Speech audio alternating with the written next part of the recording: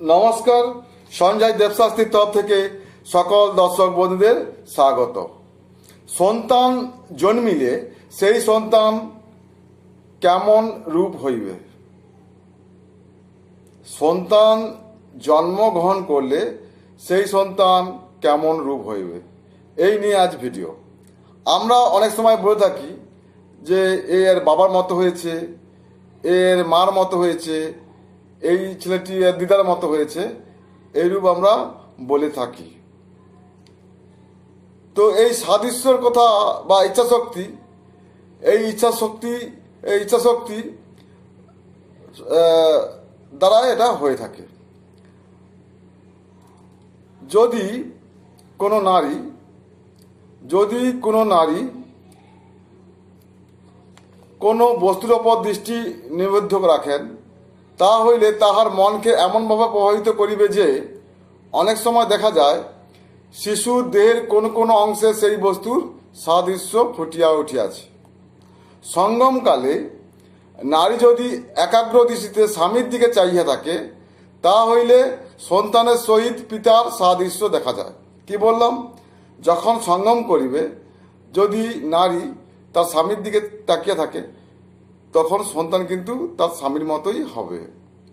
এমনকি অবৈধ মিলনেও যদি নারী স্বামীর কথা চিন্তা করে, তা হইলেও সে সন্তান জন্মদাতার নয়, বৈধ পিতার রূপ প্রাপ্ত হবে।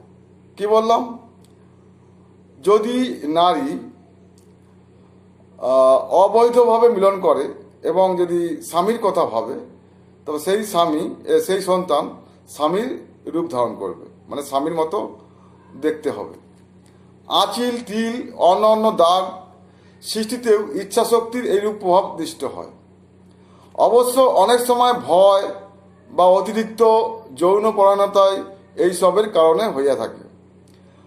অন্তঃসত্ত্বা রমণী পথ দিয়া খরগোশকে যদি দেখে, খরগোশের কথা যদি চিন্তা করে, সন্তানের ঠোঁট খরগোশের ঠোঁটের আকৃতি হতে পারে। চাপটা নাক, বাঁকা বা গোমরা মুখ, প্রকাণ্ড ফোলা ঠোঁট ও বিকৃতি দেহ লইয়া বহু সন্তান জন্মগ্রহণ করে। সন্তান ধারণকালে মাতার বিকৃত ও কুৎসিত প্রাণীর প্রতি দৃষ্টি ও চিন্তার ফলেই পূর্ব বর্ণিত সন্তান জন্মগ্রহণ করে থাকেন। অর্থাৎ যখন কোনো মহিলা গর্ভবতী হন, তিনি যেমন চিন্তা করিবেন বা যেমন তার চিন্তাধারা হবে, সে যদি ভালো চিন্তা করে ভালো হবে, খারাপ চিন্তা করলে খারাপ হবে, সন্তান কিন্তু সেইরূপ হবে। কোনো নারী সুন্দর, রূপবান ও গুণবান ব্যক্তির সদৃশ্য সন্তান জন্মাইবার ইচ্ছা করেন, তা হইলে সেই ব্যক্তির সন্তান সুসন্তান হইবে।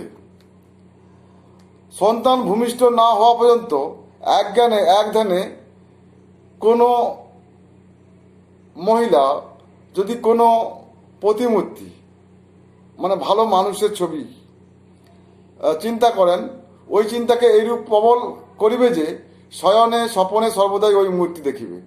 এইরূপ ওই মূর্তির প্রতি মনপ্রাণ সমর্পণ করিয়া ধ্যান করিলে সন্তানও ওই ব্যক্তির রূপ গুণ প্রাপ্ত হইবে। তাহলে বুঝলেন, গর্ভকালে মায়েদের ভালো কথা চিন্তা করতে হবে, এবং যদি সুসন্তান চান তাহলে কোনো ছবির প্রতিমূর্তি রাখতে হবে, কোনো ব্যক্তি, মানে কোনো বিখ্যাত ব্যক্তির মূর্তি রাখতে হবে, যা ওই মূর্তিকে যদি সে মনে মনে ধারণ করে শয়নে স্বপনে, তার সন্তান ওই রূপই হবে। অতএব গর্ভকালীন অবস্থায় মা যেরূপ চাইবে, তার সন্তান সেইরূপ হইবে। সবাই ভালো থাকবেন, সুস্থ থাকবেন।